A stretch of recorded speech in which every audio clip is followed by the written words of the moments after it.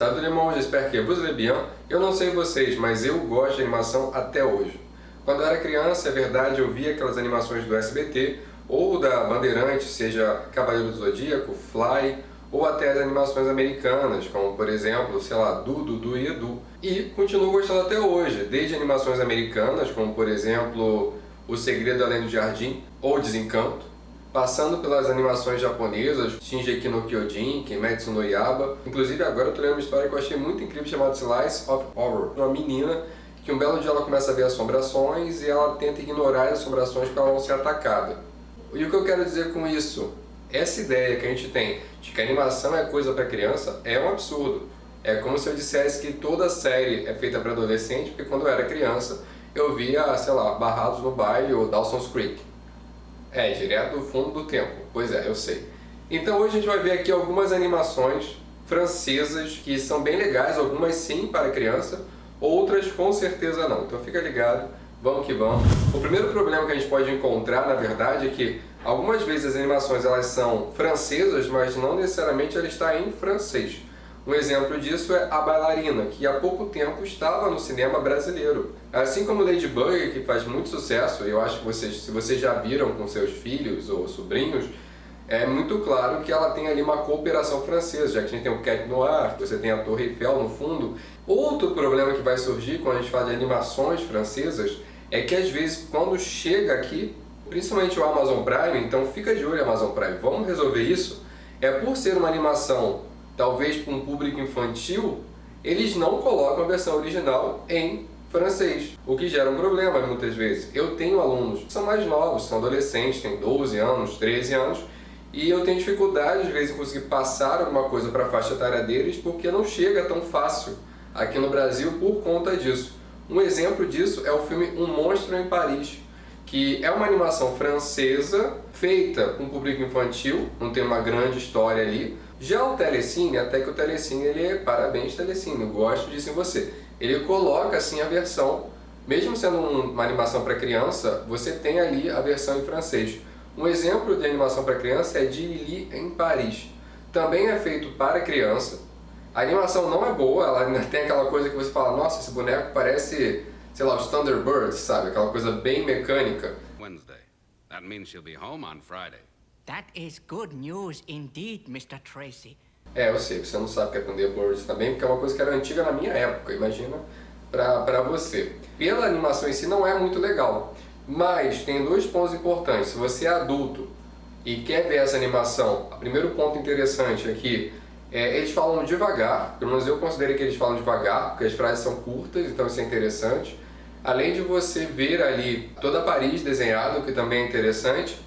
Inclusive o nome dessa torre aqui, que você vê na cena do desenho, se chama Colonne Maurice. Esse desenho também para criança me lembrou uma outra animação que ficou famosa há um tempo atrás aqui, que era o Kirikou. A primeira é Kirikou et la Sorcière, tinha toda uma africanidade naquele desenho. Kirikou é uma animação de 98, então o traço ele já é um pouco datado. E é inspirado numa BD, que para quem não sabe, BD é bande dessinée, história em quadrinho.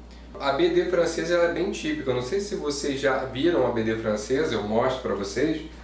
Essa é uma BD tipicamente francesa, eu comprei quando eu estava morando lá. A BD francesa geralmente ela é colorida, até aí tudo bem, a BD americana também é, né? Só que ela é de capa dura, o que se torna um problema para quando você quer trazer na sua mala de Paris.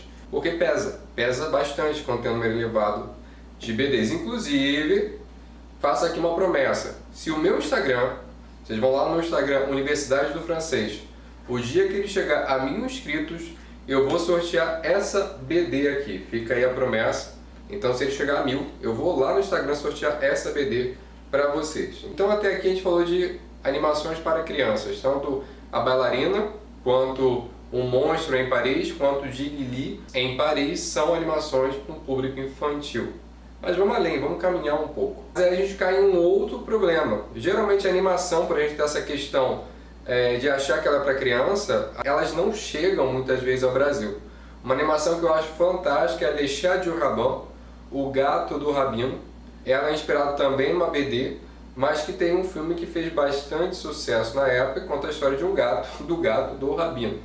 No filme tem tem diversos momentos ali, mas o primeiro momento é o momento onde o gato de repente começa a falar e ele decide que ele quer fazer o seu próprio mitzvah. É uma animação muito interessante e eu consigo imaginar por que faz sucesso na França, já que esse gato ele vai questionar ali os ensinamentos, né, muçulmanos, que é um momento ele questiona Adão e Eva, mas ele está questionando muito mais, né, o ensinamento muçulmano do que o ensinamento cristão. Divertido em algum ponto ali, reconhecer essas incongruências da religião do outro.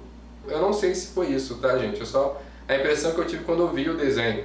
É mais ou menos como quando a gente vê Cavaleiro do Zodíaco e você vê lá o Cavaleiro do Zodíaco e aí o Seiya está enfrentando, sei lá, ó, tá enfrentando Odin. Aí o Seiya de repente está enfrentando um outro deus qualquer. E de repente você tem uma animação e o Seiya está enfrentando Lúcifer. Aí pegou pesado, a gente tem um pouco dessa questão, né?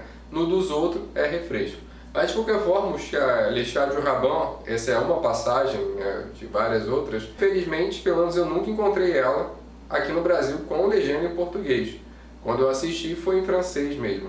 O que me faz lembrar um aluno que me perguntou uma vez se eu acho que o professor de idioma ele vai cair em desuso, né? Porque agora a gente tem aquela maquininha, inclusive no Japão acontece muito. Quando eu penso nessa questão da animação, eu percebo o quanto isso é uma pequena parte da língua. Saber um idioma novo permite que você não fique refém do mercado.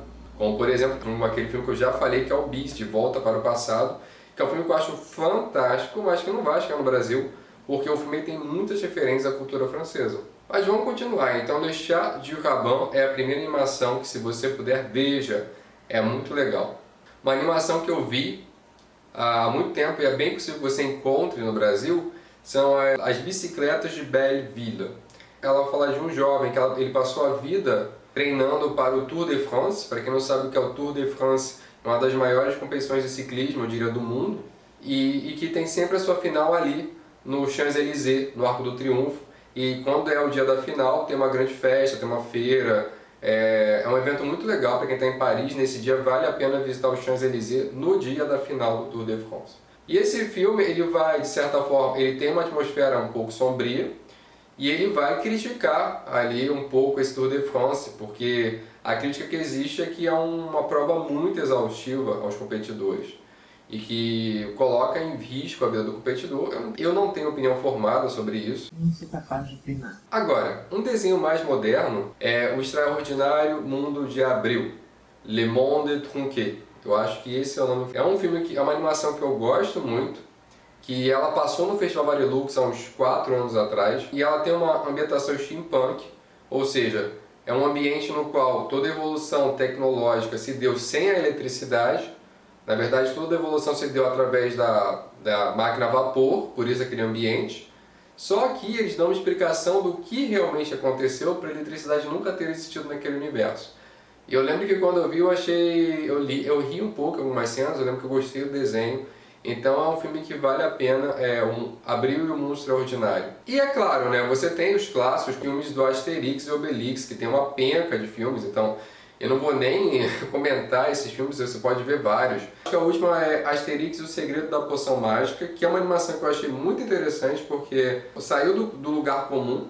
Geralmente quando você vê Asterix e Obelix, vai ter ali em algum nível o Império Romano, que vai tentar invadir o vilarejo, e aí o Asterix e Obelix no final consomem uma poção e vão derrotar o Império Romano.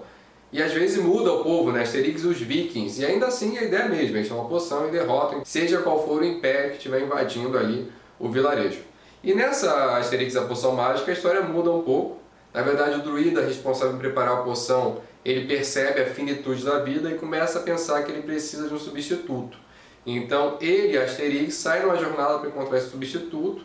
Eu lembro de ter rido de algumas cenas, algumas que vão inclusive dar uma espetadinha ali na nossa cultura cristã, mas é bem pouquinho, bem pouquinho, bem pouquinho. E foi uma animação divertida, então eu acho que das animações da Asterix e Obelix eu gostei muito dessa, Asterix e o Segredo da Poção Mágica. E finalmente, recentemente a gente teve a Tartaruga Vermelha, que para minha surpresa, quando eu comecei a ver, era o quê? Do Estúdio Ghibli. Eu sou fascinado pelas animações do Estúdio Ghibli. Se você nunca viu, por exemplo, Viagem de Chihiro, veja. Se você vir e não gostar de Viagem de Chihiro, vai ver um vídeo explicando qual é a analogia do Viagem de Chihiro, porque É um desenho, uma animação que vale muito a pena. E essa história da Tartaruga Vermelha, quando você vê que é do Estúdio Ghibli, você pensa, tá, mas ela é francesa, mas é feita pelo Estúdio Ghibli, como é que vai funcionar essa dinâmica?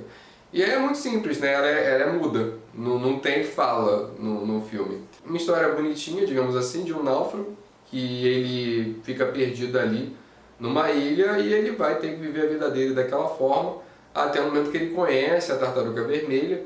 E daí você vai ter que pensar se você acredita naquela história tal qual ela foi feita, ou se você acredita que é um devaneio daquele homem, que ficou louco em algum sentido. Mas eu pensando enquanto Estúdio Ghibli, né, e aí quem não quiser saber o final, pula, eu vou botar aqui o lugar para pular, eu até acho que a história pode ser interpretada como se aquela tartaruga ela fosse de fato um espírito da água que chegou ali para trazer um pouco de conforto àquele náufrago, para que ele tivesse uma vida minimamente confortável. E é isso. E vocês? Vocês já viram alguma animação francesa que vocês gostaram? Coloca nos comentários. Quais são suas animações favoritas? Ou você acha que animação é coisa para criança? No mais, eu vou pedir, deixa o like, curte, compartilhe esse vídeo com pessoas que gostam de cinema, animação ou de cultura francesa. É isso. Merci bien et à la prochaine.